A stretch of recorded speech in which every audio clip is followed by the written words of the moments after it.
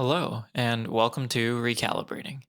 My name is Callum, also known as Wanderloots, and this is the sixth entry of Recalibrating, entitled Financial Security and Mental Safety, Prioritizing Individual Mental Models for Income Generation. This entry was originally published on July 29th, 2023. Welcome to Recalibrating. My name is Callum, aka Wanderloots, and this newsletter is an experiment to track my journey into self-employment while pursuing the path of self-actualization. In this entry, we're going to move on to the second layer of Maslow's hierarchy. Now that we've covered the basics in entries 1 to 5, let's continue on the path of self-actualization. Maslow's hierarchy level 2, security and safety needs. The next layer of Maslow's hierarchy is security and safety needs. I generally associate this level with having a place to live and money to buy what I need, not want, in life. I need to be able to pay for food, debt, mortgage, and retirement savings. Referring to the graphics shown in the newsletter entry, we're back to Maslow's hierarchy of needs. If you're interested in going deeper into this hierarchy, I suggest going back to entry number 2 to hear the full story.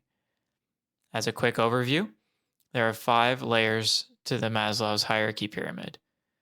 Starting from the bottom, we have physiological needs, food, water, warmth, rest, safety needs, security and safety, what we're talking about in this entry, belongingness and love needs, intimate relationships, friends, esteem needs, prestige and a feeling of accomplishment, and at the top, self-actualization, achieving one's full potential, including creative activities. Having quit my job, which I talk about more in entry number 1, I know that I do not have the luxury of focusing solely on the base level of the burnout recovery pyramid. I also need to earn income.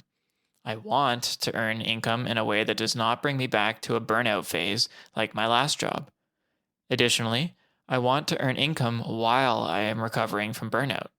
That is no small task.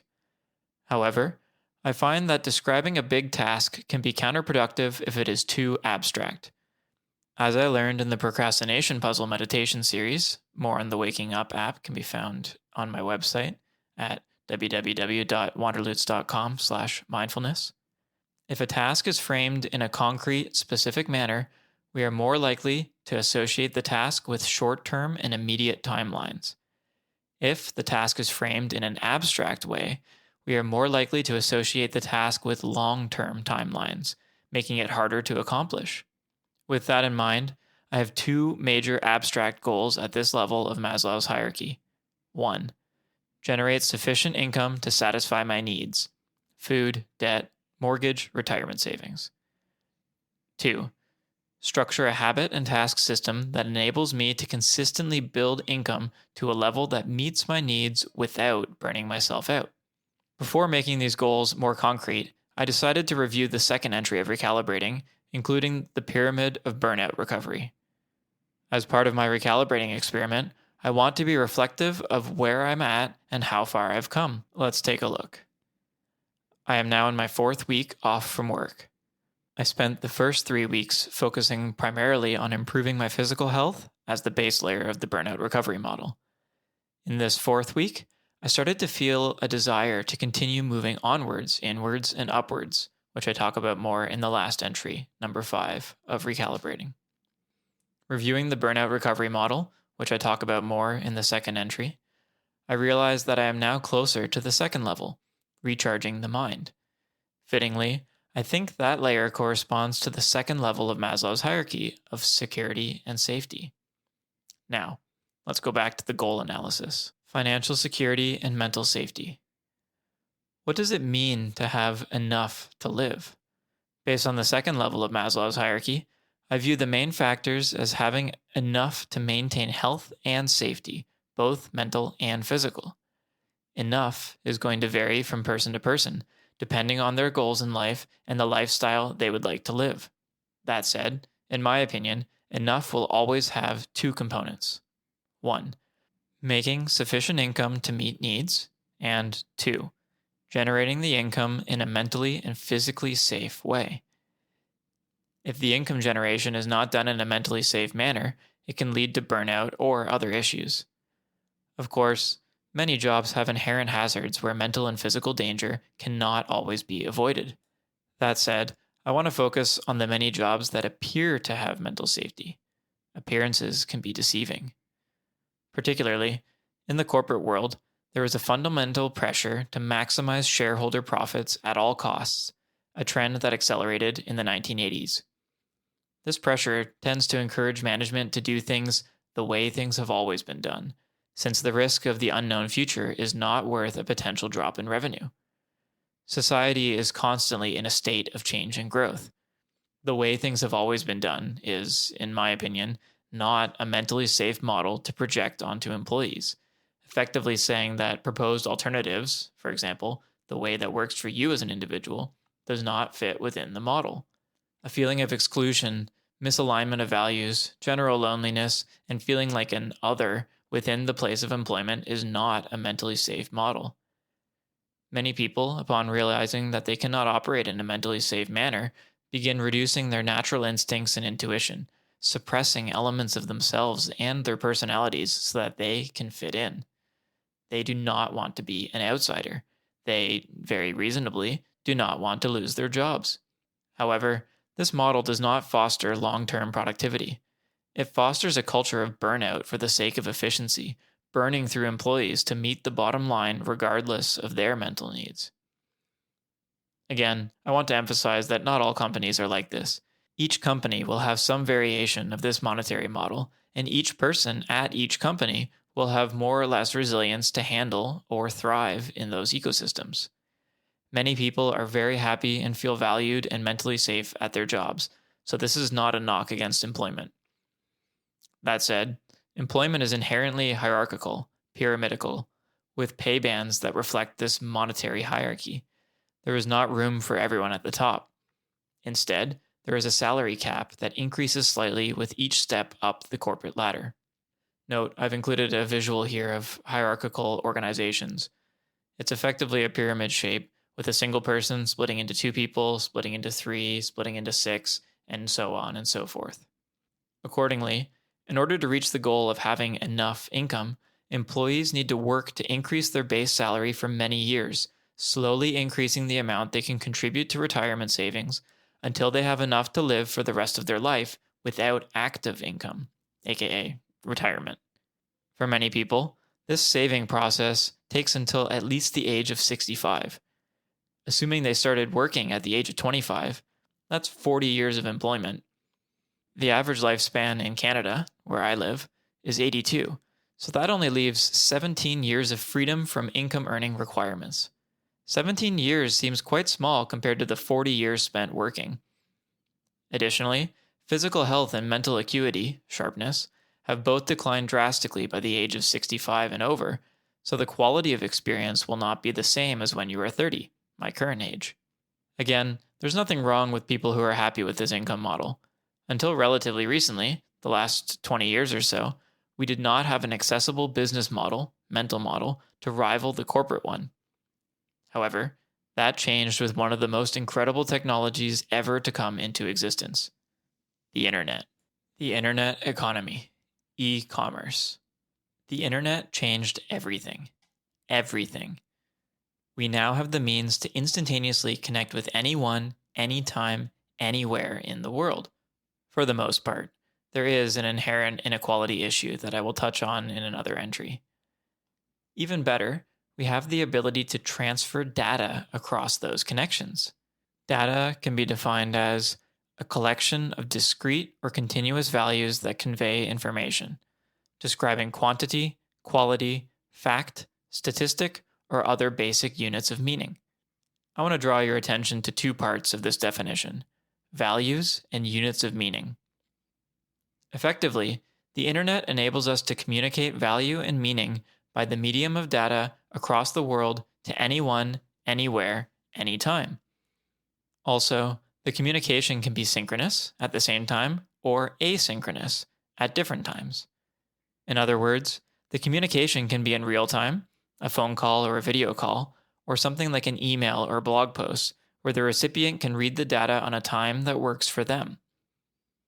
Over the last 50 years, the value of data has been continuously increasing.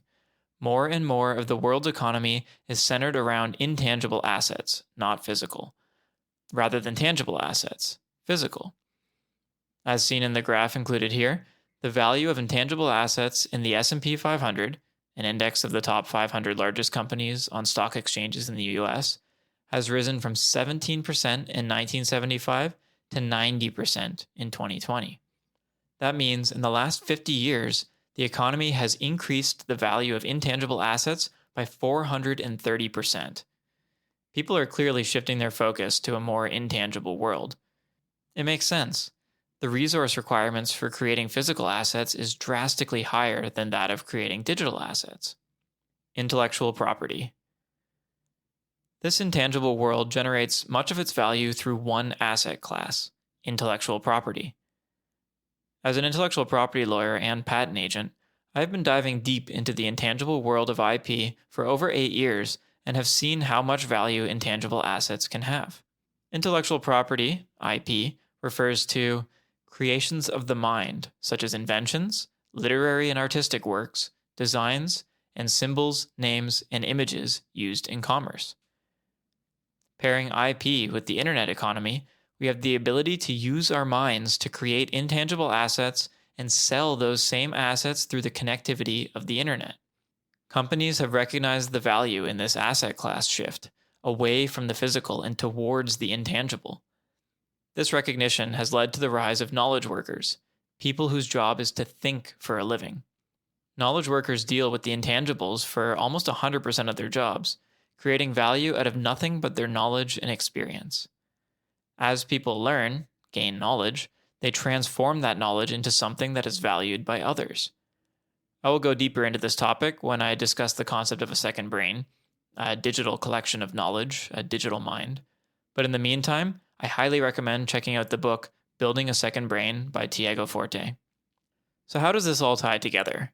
How do intangible assets and knowledge workers apply to the first goal of generating sufficient income to satisfy needs, food, debt, mortgage, retirement savings? So how does this all tie together?